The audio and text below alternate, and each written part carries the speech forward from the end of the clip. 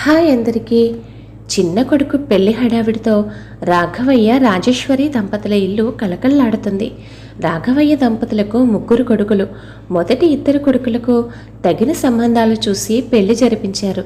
ఇప్పుడు జరుగుతుంది మూడో కొడుకు పెళ్లి. ఇంటి ముందే పెళ్లి కావడంతో ఇల్లంతా బంధువులు, స్నేహితులు, ఇరుగు పొరుగు వారి హడావిడితో సందడిగా ఉంది. మొత్తానికి ఎలాంటి లోటుపాట్లు లేకుండా మూడో కొడుకు పెళ్లి కూడా వాళ్లకు ఉన్నంతలో బాగానే జరిపించారు రాఘవయ్య దంపతులు. రాఘవయ్య దంపతులతో పాటు ముగ్గురు కొడుకులు కోడళ్లతో కలిసి అందరూ ఉమ్మడి కుటుంబంగా ఒకే ఇంట్లో ఉంటున్నారు. మొదట్లో బాగానే ఉన్నా రాను రాను కోడళ్ల మధ్య చిన్న చిన్న విషయాలకి కీచులాటలు మొదలయ్యాయి. ఆడవాళ్ల గొడవలు కాస్త మగవాళ్ల వరకు వెళ్ళి ఐకమత్యంగా ఉన్న వాళ్ల మధ్య కూడా గొడవలు మొదలయ్యాయి. ఈ గొడవలతో రోజు రోజుకి ఇంట్లో మనశ్శాంతి కరువవడంతో రాఘవయ్య దంపతులు ఓ నిర్ణయానికి వచ్చారు. వారికున్న ఆస్తి మొత్తాన్ని 3 వాటాలు చేసి కొడుకులు ముగ్గురికి సమానంగా పంచేశారు. అలాగే ఇంటిని కూడా 3 వాటాలు చేసి ముగ్గురికి పంచి ఇచ్చేశారు. ఆ ఇంటి వాకట్లోనే ఒక పూరిపాక వేసుకుని రాఘవయ్య దంపతులు ఆ పాకలోనే ఉంటూ కోడళ్ల ముగ్గురు వంతుల వారీగా తెచ్చిపెట్టే భోజనాన్ని తింటూ ప్రశాంతంగా కాలం గడుపుతున్నారు. వేరు కాపురాలు పెట్టాక కోడళ్ల ముగ్గురి మధ్య గొడవలు తగ్గాయి. ఏదైనా పండగ వస్తే ఎవరికొచ్చిన పిండి వంటలు వాళ్ళు చేసి మిగిలిన ఇద్దరికి గొప్పగా ఇచ్చుకునేవారు. ఒక తోటి కోడలు భర్తతో ఏదైనా కొనిపించుకుంటే మిగిలిన ఇద్దరు వారి భర్తలను సాధించి మరీ అది కొనిపించుకునేవారు. ఒకరి వాటాలో చీమ చిటుక్కుమన్న పక్క వాటా వారికి తెలిసిపోయేది. ఇలా రోజులు గడుస్తూ ఉండగా పెద్ద కోడలికి మూడో కోడలికి మధ్య మనస్పర్ధలు వచ్చి వాళ్ళు మాట్లాడుకోవడం మానేశారు. పెద్ద కోడలు మూడో కోడలి మీద, మూడో కోడలు పెద్ద కోడలి మీద లేనిపోని చాడీలు రెండవ కోడలతో చెబుతూ ఉండేది. ఇలా రోజులు గడుస్తూ ఉండగా ఒకరోజు రాఘవయ్య భార్య రాజేశ్వరితో ఆస్తి మొత్తం కొడుకులు ముగ్గురికి పంచేశాం. నీ మెడలో ఉన్న కాసుల పేరు కూడా వాళ్ళకిచ్చేస్తే నీ కాస్త భారం తగ్గుతుంది కదా అన్నాడు. దానికి రాజేశ్వరమ్మ, నేను అదే ఆలోచిస్తున్నానయ్యా. ఇదే మన వంశానికి తరతరాలుగా వస్తున్న 20 కాసుల పేరు.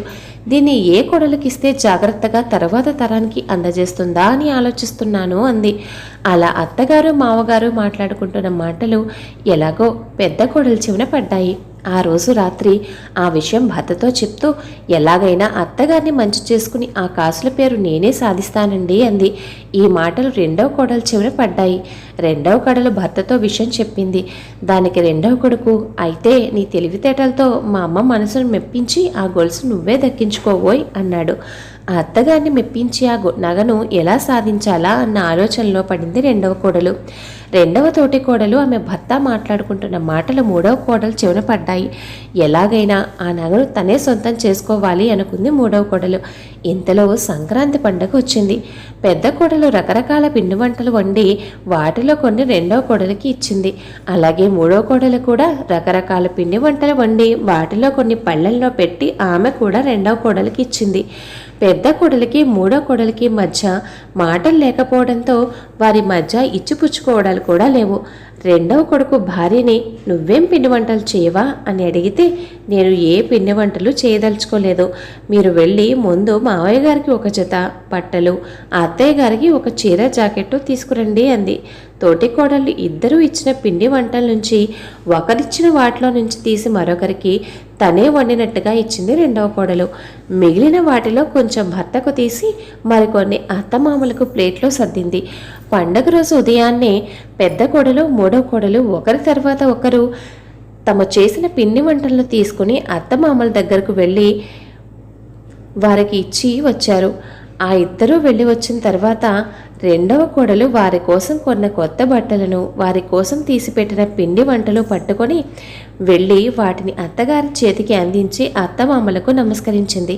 రెండవ కోడలు తెచ్చిన పళ్ళాన్ని గమనించిన అత్తగారు నమస్కరించడానికి కిందికి వంగిన కోడల్ని పైకి లేపి నవ్వుతూ తన మెడలోని కాసుల పేరును తీసి రెండవ కోడల మెడలో వేసింది. తను సాధించాను అన్న ఆనందంతో ఇంటికి వెళ్ళింది రెండవ కోడలు. కోడలు వెళ్ళిన తర్వాత ఏమోయ్ ఈ కోడలు కొత్త బట్టలు పెట్టిందనా ఆ నగ తీసి ఆమె మెడలో వేశావు అని అడిగాడు భర్త. అప్పుడు భర్తతో రెండో కోడలు తెచ్చిన పిండి వంటల రహస్యాన్ని చెప్పింది రాజేశ్వరమ్మ. పెద్ద కోడలు మూడో కోడలు కన్నా రెండో కోడలు తెలివైంది, జాగ్రత్త పరురాలు. దాని దగ్గర అయితే ఆ నగ మరొక తరం జాగ్రత్తగా ఉంటుందయ్యా అని చెప్పింది భర్తతో. తోడి కోడలు తమకు చెప్పకుండా అత్తమామలకు కొత్త బట్టలు పెట్టి నగను తన సొంతం చేసుకుందని మిగతా ఇద్దరు ఆమెతో మాట్లాడడం మానేశారు.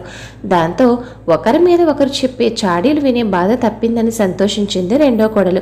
మొత్తానికి మిగతా ఇద్దరు కోడళ్ళు ఒకరితో ఒకరు గొడవలు పడుతూ ఉంటే మధ్యలో ఈ రెండవ కోడలు తెలివిగా అనుకున్నది సాధించింది.